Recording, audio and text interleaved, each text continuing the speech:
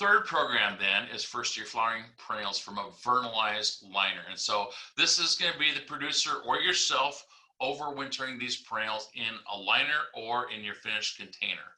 And so essentially all perennials are first year flowering if they've received that cold treatment. And so we don't have to worry about that at all. The larger the container or the larger the plug size, the better. The more flower power you're going to have, and they're going to be very predictable to flower, very easy to schedule, and that's going to make it a more profitable program as well. And then we're going to transplant our cold treated liner according to the weeks to bloom schedule. Now, what is a weeks to bloom schedule?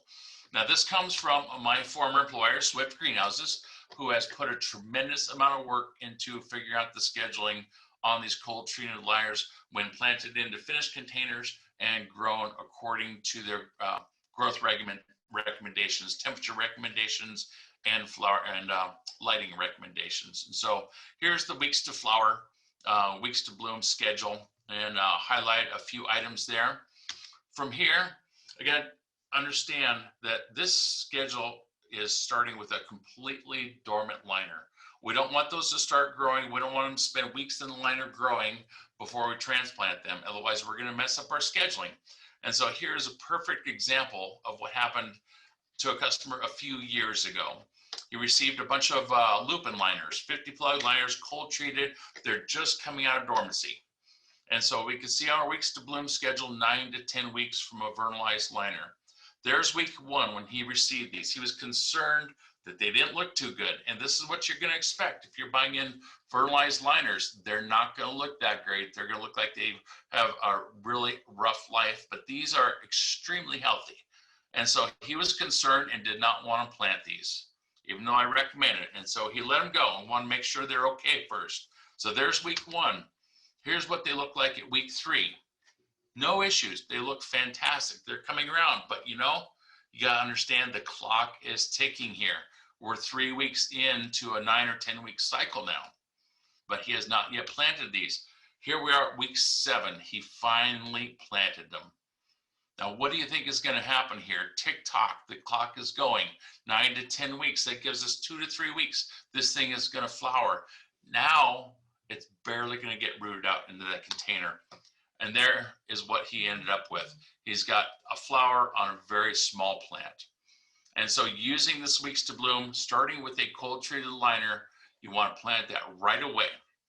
How are we going to grow it though? We want to start off very warm. And that is what a lot of people need to understand. We want to grow these like annuals, at least initially. We don't want to take them and throw them in a cold frame. We're not going to have predictable flowering if we throw them in a cold frame. If we start these off with 68 to 70 degree soil temperature, we're going to have the best success. And so here we have a Delphinium Diamonds Blue, week 1, completely dormant, maybe just coming out of dormancy. We want to plant that up. Week 3, we're getting that active growth, nice uniform coming out of dormancy. Week 5, we're filling out now, and we can see at our schedule at the top, we can start dropping our temperatures.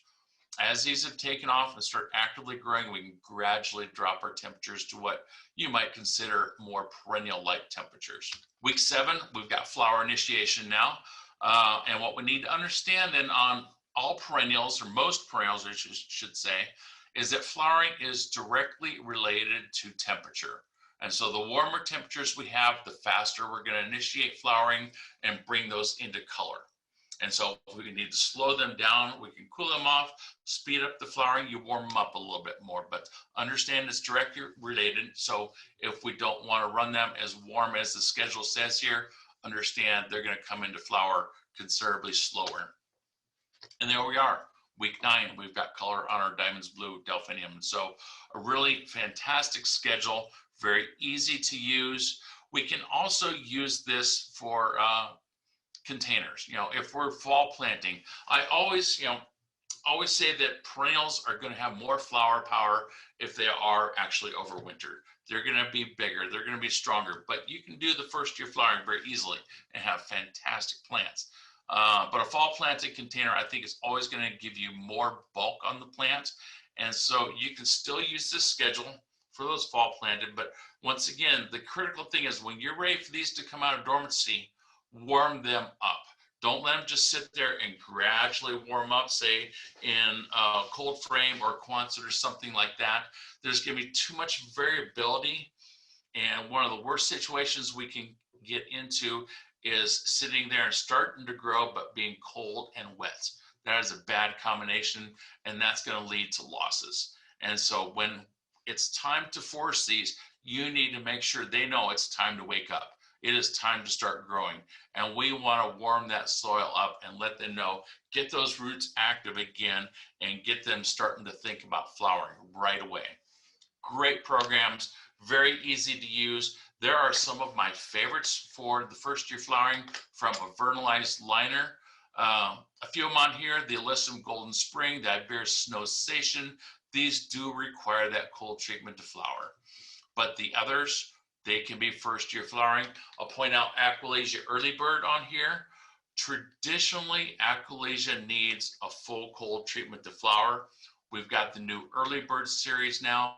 It just needs a cool treatment. It does not need a full vernalization. 4 weeks at 50 degrees is all those need to bulk up and be ready to flower.